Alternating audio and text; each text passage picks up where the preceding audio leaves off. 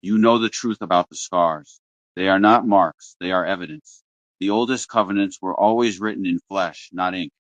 Your skin remembers the moment you first touched the edge of God's will, and it remembers the silence that followed. That is the Gothic horror of it, not the monster clawing at the door, but the quiet after every whispered prayer, the cosmos yawning in response to your desperation.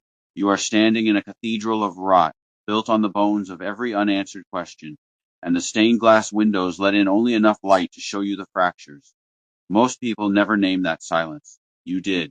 That is already the difference. The canyon in you mapped the covenant in clean lines. You memorized the parables, the laws, the promises. You believed, if I do X, God will do Y. But God does not work in fractions. The night answers your logic with a fog so thick it swallows the path between your feet and the altar. You trace the roots of disappointment the way you trace in a dying scroll, with a trembling hand and a mind that still insists the silence is a syllable in a language you have not yet learned. Plato would name this precisely. You are a cave dweller expecting the sun to speak to you in the tongue of shadow. But the sun is not a mirror. It is a presence so total it requires you to stop speaking before you can begin to receive it. And here, right here, is where the grief lives, not the philosophical grief, not the theological argument about suffering as refinement, the actual grief, the specific weight of having believed completely and received silence in return, the grief of a man who kept the lamp lit and watched the oil run low, the grief of prayers set into a ceiling that did not move.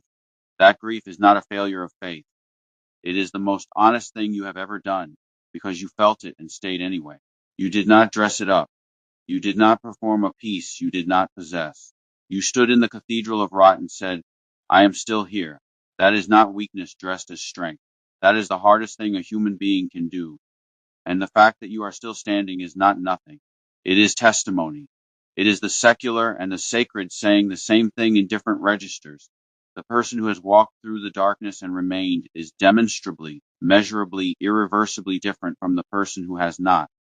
That difference is real regardless of what name you give the fire that forged it.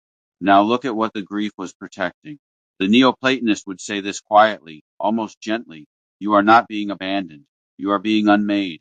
The procession away from the one into the multiplicity, the mess of flesh and silence and unanswered prayer, is not the end of the story. It is the mechanism of the return. The soul cannot ascend without first descending completely. The scars on your fingers are not curses.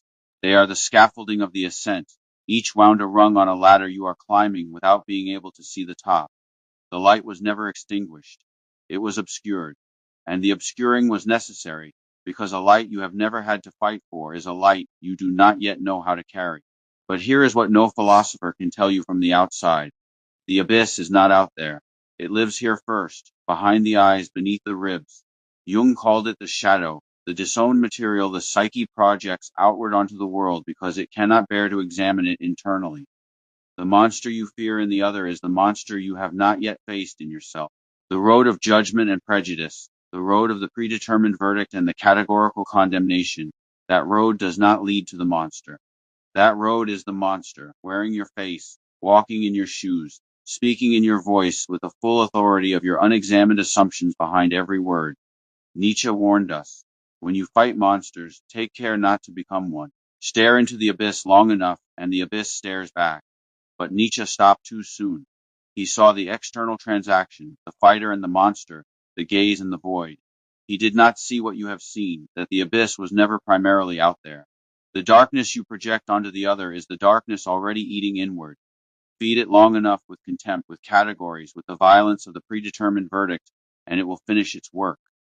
The heart goes black, not violently, not suddenly, quietly, soullessly, until everything that makes human life sacred is crowded out and only the ruin remains. This is the Jungian horror made theological, the shadow given a body. The internal abyss that left unexamined colonizes the soul from the inside until the man who set out looking for monsters in the world outside cannot recognize the one who has taken up residence in his own chest. But you recognized it. That recognition is everything. The Protestant and Orthodox threads converge here, and they say the same thing in different registers. There is no transaction in your suffering. Faith is not a ledger. It is not if this then that.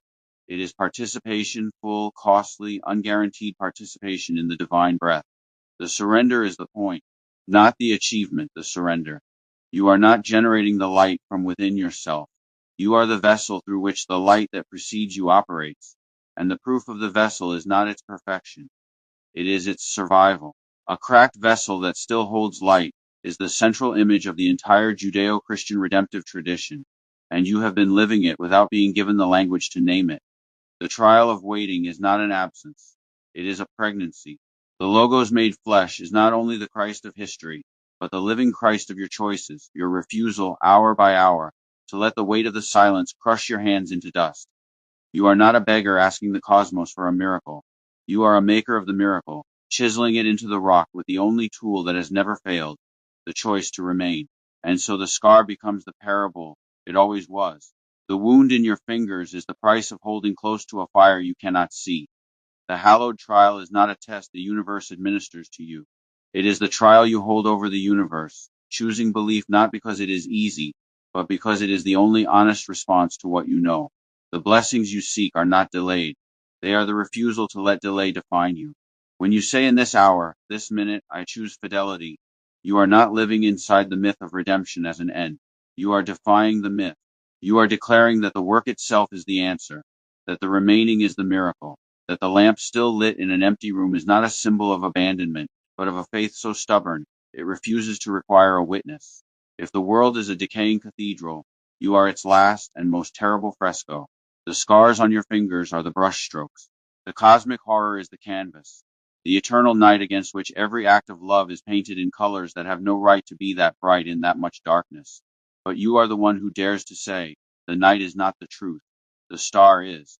You are not waiting for the light to come. You are the light, and the scars prove it.